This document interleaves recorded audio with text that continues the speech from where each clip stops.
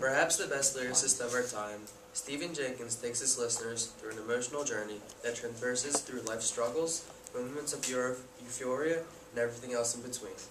His music and outlook on life are contagious, and anyone that has ever listened to him weave his tales of existence have never been disappointed. Listen to learn and learn to love. With this in mind, come take an adventure into the intricate mind of Stephen Jenkins and learn why he deserves to be in the World Hall of Fame. Stephen Jenkins was born on September 27, 1964 in San Bernardino, California. At age 5, Stephen could be heard banging on pots and pans in his kitchen, and from there out, it was clear that he was meant to be in the music business. However, his true love was biology, so for much of his life growing up, he wasn't really sure if he wanted to be a biology major or if he wanted to go into music, and he had really struggled with that. And one thing that was really impressive about Stephen Jenkins was he overcame dyslexia. And for you that don't know what that is, dyslexia is a disease where you kind of see letters backwards and you don't really read words correctly. And it's definitely overcomable, but it does present a lot of young kids a lot of difficulty. But he really was able to learn and get over this problem that he had. And in fact, he was named the valedictorian at his college that he attended, which was Berkeley. And that's extremely impressive, which means he's the top student. And to have a disability like dyslexia and still come out on top is extremely impressive. And with this all being said, all of his inner strength and perseverance really inspired a lot of people and really encourages them to do their best. And one quote that was said by one of his fans: "The songs tell stories of people who are both flawed and radiant, of making sense of the fate that life hands you." And Stephen Jenkins is really, his lyrics really kind of touched people that listen to them. They're really intricate, they're about real life experiences, and they express a lot of feelings and emotions that most people would have trouble really putting into words themselves, but he's able to shape them and put them into almost a tune and a melody and really just get his thoughts out there, and a lot of people really appreciate his talent.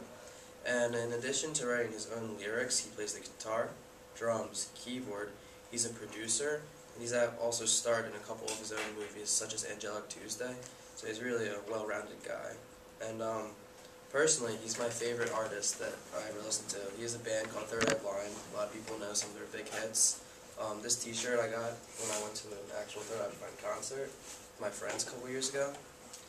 And so I first started listening to Stephen when I was 9 years old and went to overnight camp at Camp Nockamixon.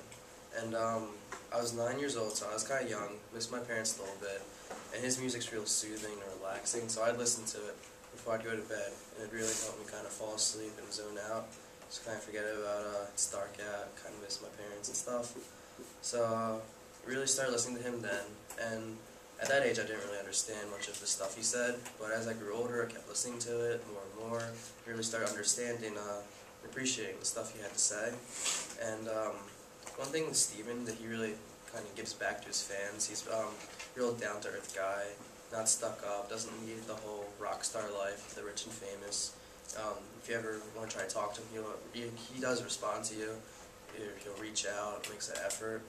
And in the summer of 2001, Stephen went through a really dramatic breakup with his supermodel girlfriend, Charlize Theron. And after that, he was kind of down for a while, but his fans kind of really talked to him and gave him a lot of positive feedback, asking for new albums, and really kept in touch, and that kind of put him through, helped him get back on his feet, and he really came out with some great music after that. His new album being Ursa Major, which really had a couple good hits. And so a lot of people he connects to them, which is why I think he's so important. But in conclusion, gifted beyond measure, Stephen Jenkins has touched thousands of lives during his 47 years of life.